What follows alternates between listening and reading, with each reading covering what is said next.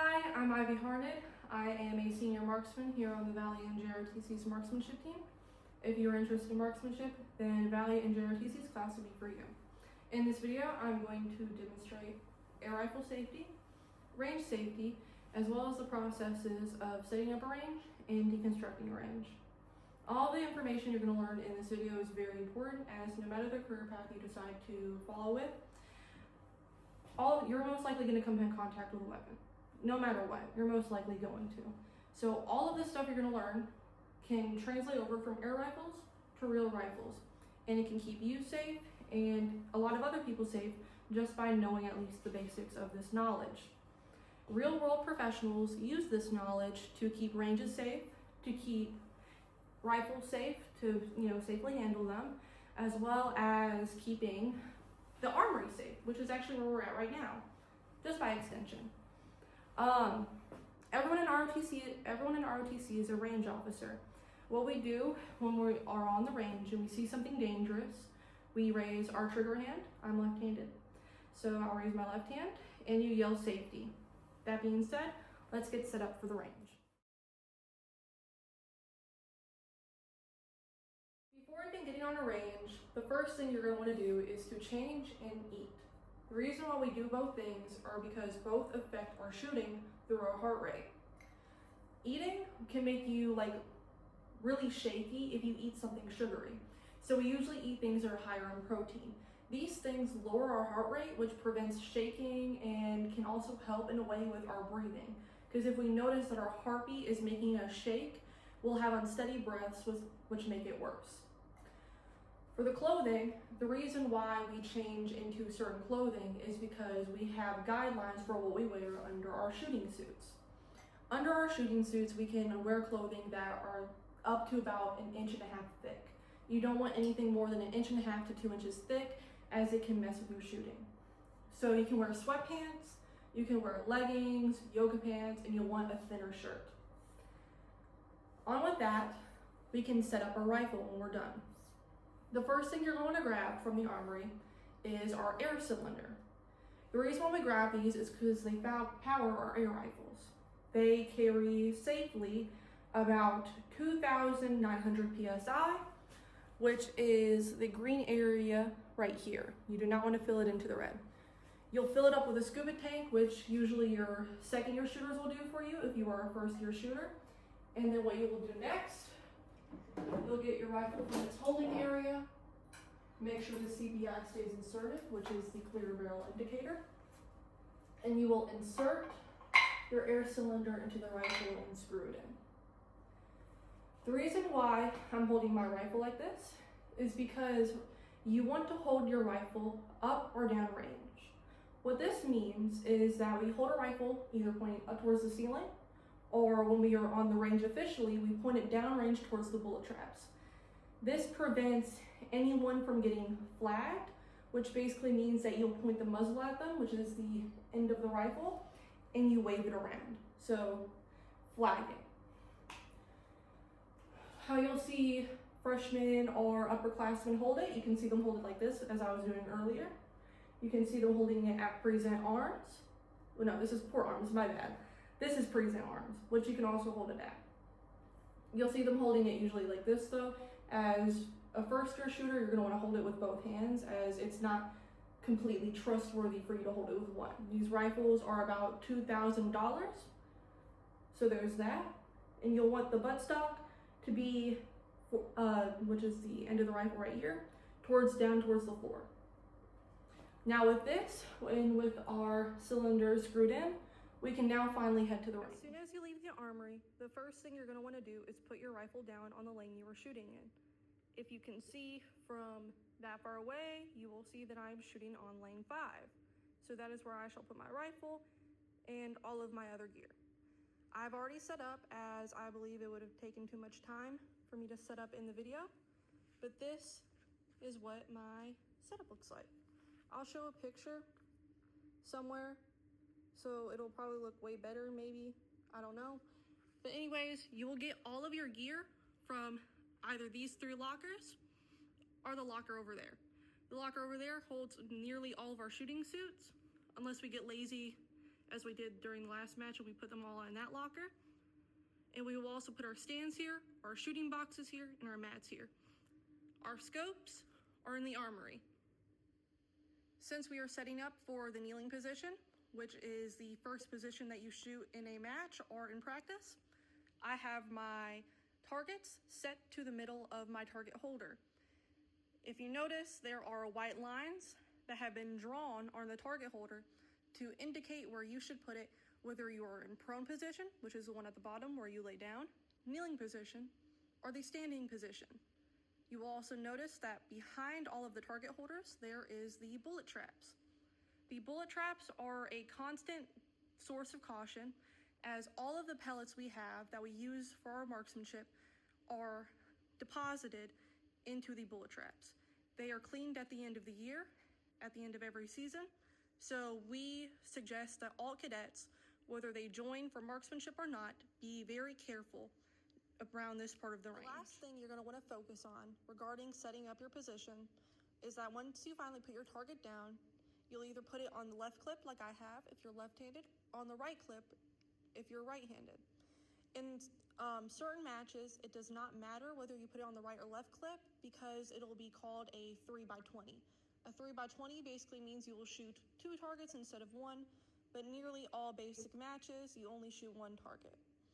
You'll notice that because I am shooting left, my position is skewed to the left, and you'll notice even more specifically, it is skewed to the left of the pole in the middle of the target holder.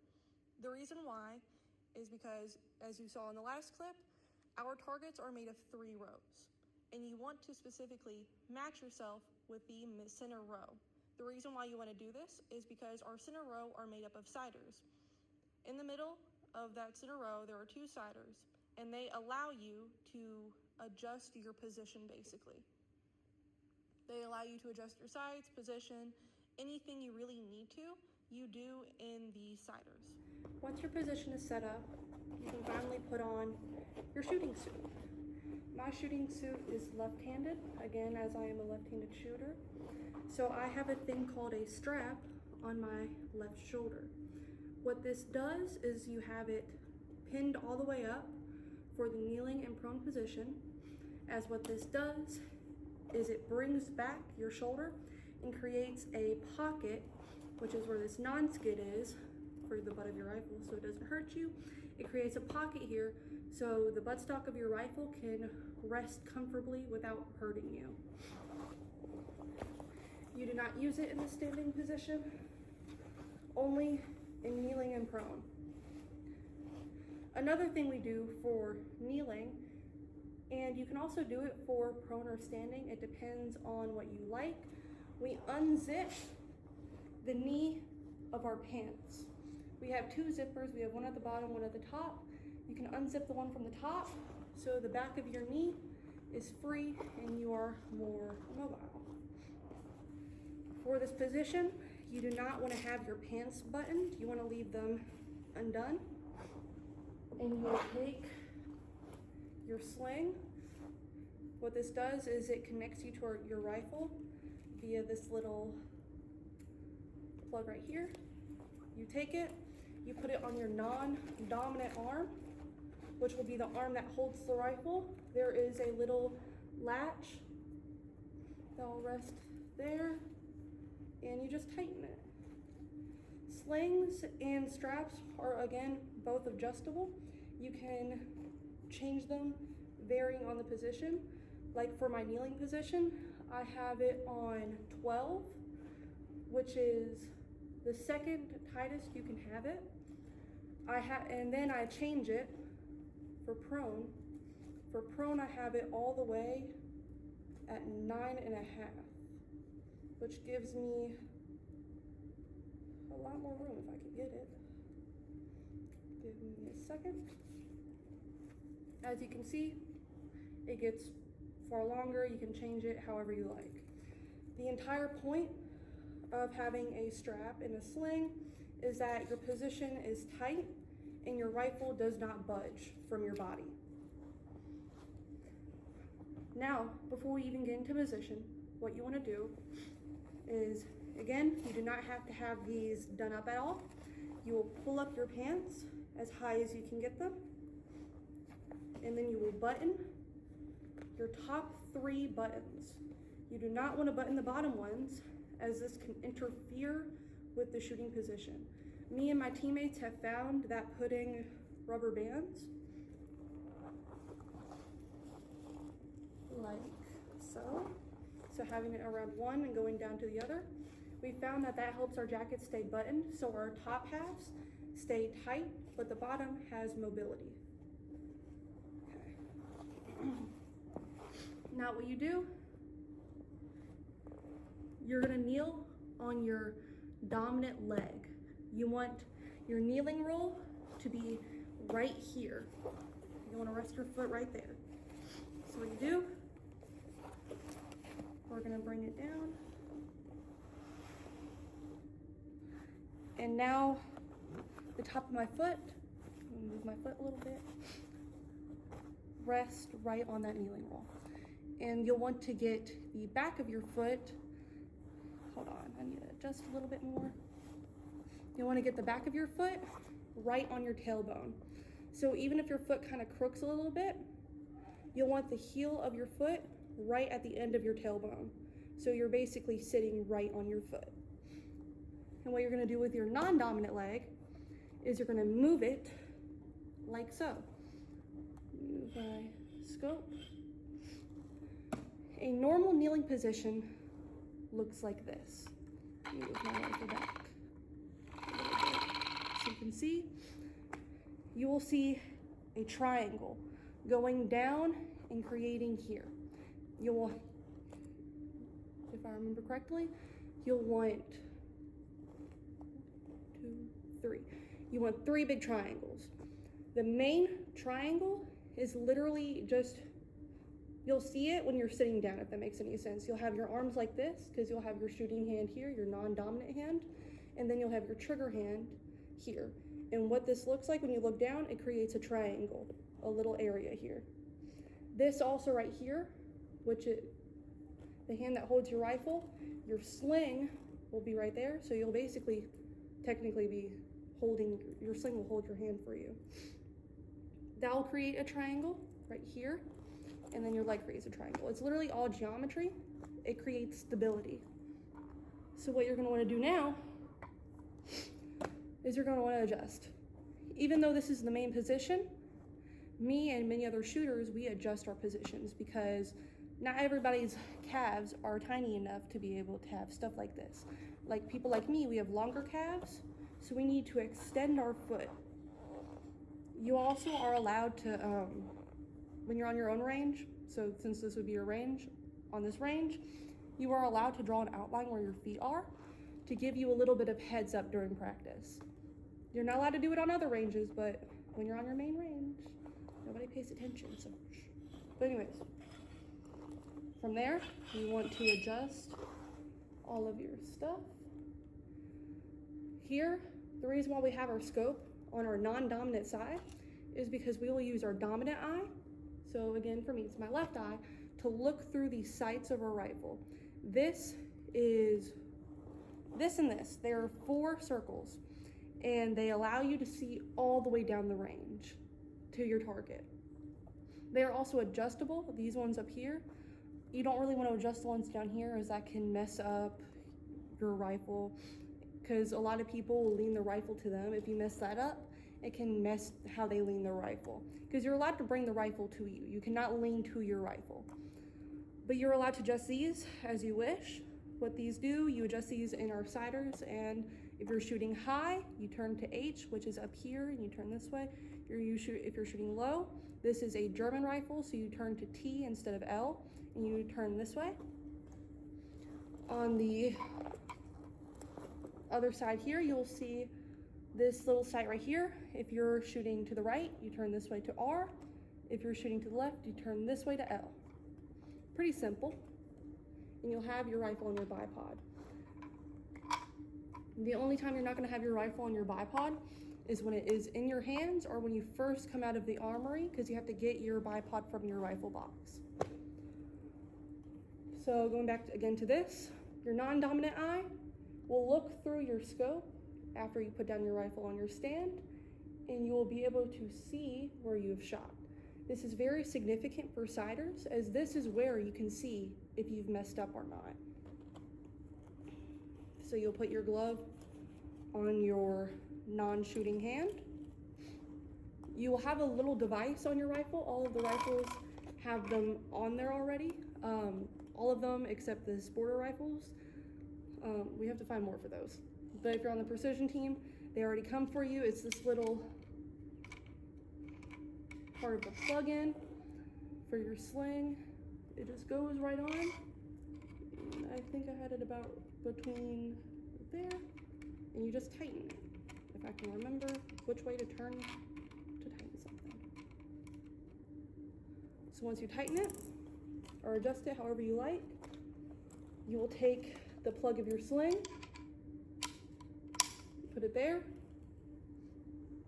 and you'll put your hand in between the sling and the rifle. What this does is, look, holds the rifle forward. I don't even have it in my shoulder yet, and it just holds my rifle for me. That's how you want your sling. And another thing too is that when you put your arm down in kneeling, when you put your elbow on your knee, you'll notice that there is a divot as soon as you have pressure. There is a little area, a little valley, where you can put your elbow comfortably and it will not hurt you. Then you will put your buttstock into your shoulder. You can put your rifle down on your stand. Yep. Kind of awkward a little bit, but you put your rifle down on your stand, and this is how you rest in the kneeling position. I've known many shooters that don't even use their stand. It's actually optional, but when you are in kneeling, you will still always have it with you, as it will hold your pellets. Your pellets are the things we shoot. We don't shoot bullets, we shoot these little tiny lead pellets. They are not even bigger than your fingernail. That's how tiny they are. So what you'll do, you'll put it down on your stand. You'll move moved it too far. I like to move it with my glasses because I have a looser scope for some reason. I could tighten if I wanted to, but I like moving it with my glasses. You can have anything, however you like. This is the most uncomfortable position, so anything you can do to have your own comfort, even if it's silly, like pushing your scope with your glasses, it helps. It helps you shoot better. So now that I see my target through my scope, what I can do is what I would do if I had a range officer with me, but I do not. If you want to know, a range officer is the person that says when you can shoot, when you can't shoot. I do not have one currently on the range with me, so I will not take my CBI out.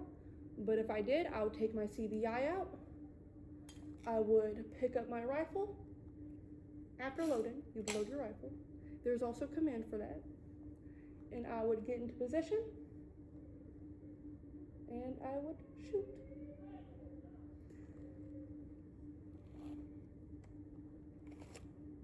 Another thing we do while we're shooting, it happens while we're shooting, so kind of difficult for me to really add it in here, as it's something that comes naturally. Even as a new shooter, it will come naturally to you. What it is called, it's called MAT. We also have another acronym, but it doesn't really have a name. We just have the letters. But the first acronym is MAT. It is muzzle, action, trigger. What this means is the order of the rifle, basically. Sorry. What that means is you will point your muzzle down range. Again, the muzzle is this part of the rifle, specifically near the tip of the rifle. You'll point your muzzle down range. Your action, also called a bolt, is the place where we put in the rifle, where we put in our pellet.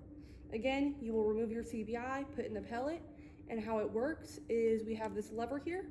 You close it, and it creates an airtight lock. So as soon as you press the trigger, which is the next part, our air cylinder sends the pellet flying. The hair trigger is specifically, oh my bad. The trigger is a hair trigger. So how we press on the trigger, if you notice, it does kind of look odd, it is flatter than other ones, it's far longer too. It's like that because when you're supposed to pull the trigger, you pull it straight back. You don't just clip it like that. You have to have your fingers straight and you pull it straight back. The reason why we do that is due to how fragile the trigger is. Since it's precision shooting, any mess that you do with the trigger, so let's say I decide instead of pulling it straight back, I decide to do that a little bit. Doing that will cause more motion for the pellet to go this way. If you do it like this, like it's a normal trigger, so bringing your finger in kind of crooked, the pellet will go to the right. So it won't even be your breathing that will mess you up, because usually that's what it is. It'll be your trigger control, which is the proper name for it. For having your finger the right way, that's trigger control. And it's also part of the next acronym. Again, not really an acronym, we just know it and we shorten it to letters so we remember in our head. What it's called is sight alignment, trigger control, and breathing. So put that all together, it is SATCB.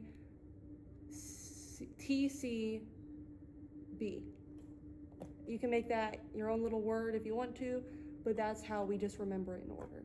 So sight alignment, like I told you guys, it is, well, I didn't tell you guys, but you heard it in different terms. It is getting into position and getting your sights, basically. That's sight alignment. Sight alignment is literally all of the adjustments you're gonna make, all of the sights you make. If you notice your left, that's your sight alignment to the left. You need to adjust to the left. Whether that be your actual position, you will know if your position's wrong. After a few months, you'll know, oh, I am way to the left, and you'll move yourself. But if it's just your sights, you just adjust here. So that's sight alignment. Again, we've just been over trigger control. You want to bring your finger straight back, and then breathing. So us marksmen, we breathe really weird, if that makes any sense. You think, oh, you can just take a breath in, breath out, and hold for a minute. That is not what you want to do. So as soon as you pick up your rifle, well, simulate. As soon as you pick up your rifle, what you're going to want to do is take a breath in. Take a deep breath in and take a deep breath out. So how it'll look, oop, arms a little down, how it'll look. Oop, that's on my foot now. I'll go in, breath out, and I'll pick up my rifle.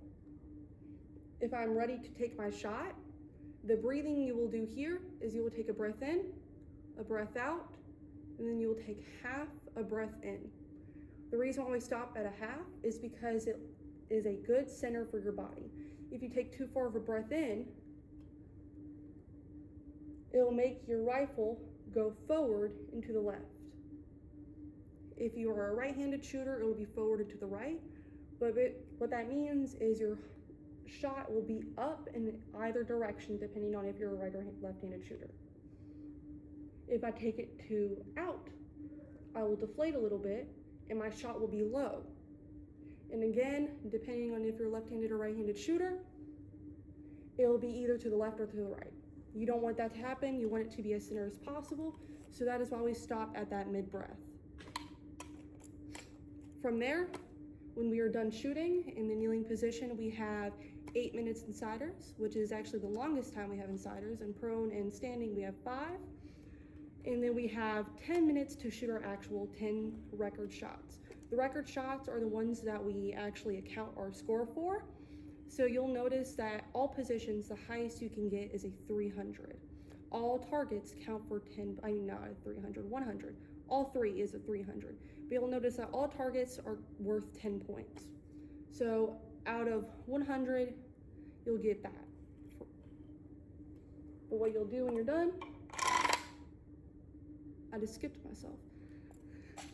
You'll have 15 minutes for standing and you'll have 10 minutes for prone and kneeling. Now back to what I was saying because I skipped over myself. When you're done, what you're gonna wanna do, you'll wanna put your bipod in and you'll put your rifle down. After you let yourself go, you're not gonna wanna get this stuck. It is in prone, I always get this stuck and so I have to like fight my rifle to get it off. So hopefully if you join the team, you get one that's really easy to take off, but can't guarantee that. But you're gonna wanna put your bipod on and you're gonna set your rifle down and you'll go and sit and wait for the position to end. If the shooting is done completely, what you will do, you will pick up your rifle, and what you will do is you'll unscrew your air cylinder. What you're gonna wanna do is you're gonna do one full rotation. So mimicking that here, I did one full rotation. So that's why, so when you actually put in your air cylinder, because of that, you're gonna wanna mark where your air cylinder stops when it's tight. Like my air cylinder usually stops about right here on the red caution sign, because I have a little, in the yellow, I have a little red triangle, so I know to stop there. So you'll do one full rotation. You'll take out your CBI, you will close your bolt, and you'll pull the trigger. The reason why we do this is it's called releasing air. So all of the air that's in the rifle, in the air cylinder, it kind of like decreases it, so it's safer for you to take off the air cylinder. If you just take it off completely, it can hurt the rifle, it'll hurt the air cylinder, and also it could be a hazard to your safety. So we don't want to do that. We unscrew a little bit, discharge the air, that's another word for it, release or discharge air, and then you can completely unscrew it and put your CBI back in. Once you're done with that, again, you'll put your rifle down, you can put your glove here, and from here, you'll deconstruct your range. And the first thing that you will do, you'll take your rifle off its bipod and you will put it in the armory. After you're done putting your rifle away, in any order you can put your stuff away. I obviously took off my shooting gear first, and then I moved onto my box. I put my kneeling roll, my pellets, my bipod, and just a few other things in there. You're also supposed to put your sling in there, but you can also keep it on your jacket as long as it is a home game or a practice. And I also took off the head of my scope, and I will put it in the armory next. After that, what you're supposed to do is you're supposed to go down range and get the targets you shot at, and you will take them to either the range officer or your coach, whoever's just there first. You'll give it to them and they will score your thing. Once you get your targets from down range, you will notice that all target holders are on a slide. So what you will do, you will put your hand here and you will push back. It'll stop itself. And then we turn off the range lights.